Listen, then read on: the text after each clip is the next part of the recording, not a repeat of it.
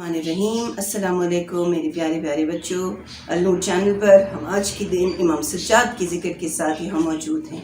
आप सब जानते हैं कि हम अरबईन की तरफ जा रहे हैं, वो दिन जो इमाम हुसैन अलैहिस्सलाम की चेहलम के बारे में है। यकीनन मैं आपको इसके बारे में भी बहुत इंटरेस्टिंग सी बातें बताऊँगी, वो भी जो आज के ज़माने की हैं और वो भी जो उस वक्त हुई जब इमाम का लश्कर करबला में 40 दिन के बाद वापस आया। तो प्यारे बच्चों, आज हम जिक्र करेंगे इमाम सज्जाद का और उस स्पीच का जो उन्होंने यजीद के दरबार में दी।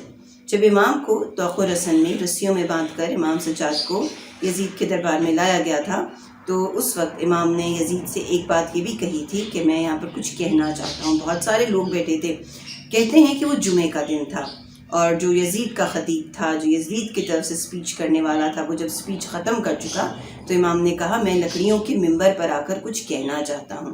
इमाम ने बताया कि देखो दुनिया इस तरह ये कहकर ना लकड़ियों का मिंबर, इमाम ने जैसे यजीद को बताया कि देखो जिस तख्त पर तुम बैठे हो ना उसकी मुझे कोई वैल्यू नहीं है, मैं उससे नहीं डरता हूँ। इमाम सज्जाद अलैहिस्सलाम ने एक बहुत स्ट्रॉन्ग स्पीच की और वो स्पीच क्या थी? इमाम ने अपना इंट्रोडक्शन कराया, उनको बताया कि हम में 6 क्वालिटीज़ हैं और 7 ऐसी बातें हैं जो हमें अल्लाह की तरफ से गिफ्ट की गई हैं जो किसी को नहीं मिली।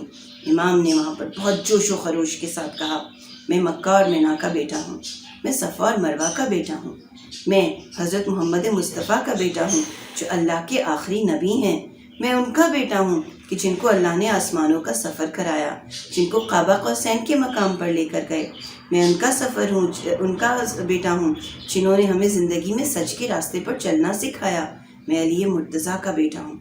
और फिर आपने हज़रत अली मुर्तज़ा का इतना इम्प्रेसिव सा इंट्रोडक्शन कराया कि इमाम अली अलैहिस्सलाम कौन हैं? वो जिनकी तलवार से हक और बातिल को शिकस्त हुई।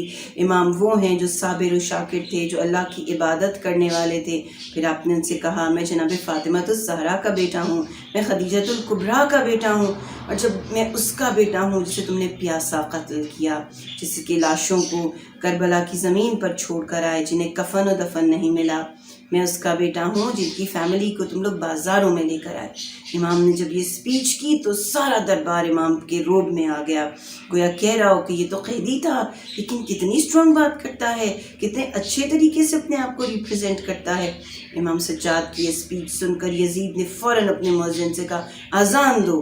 उसने अज़ान दी। जैसे ही अल्लाह अकबर की आवाज़ हुई, इमाम सज्जाद ने कहा बेशक अल्लाह से बड़ा कोई नहीं।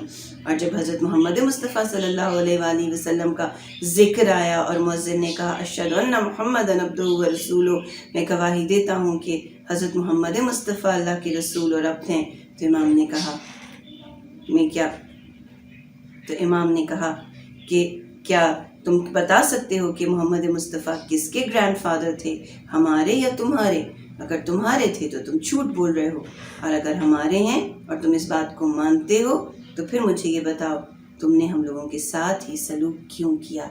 इमाम ज़ैनुल आबिदीन की स्पीच ने इतना इम्प्रेशन क्रिएट किया कि यजीद के दरबार में कुछ लम्हे को लगा सब कुछ ख़त्म हो जाएगा।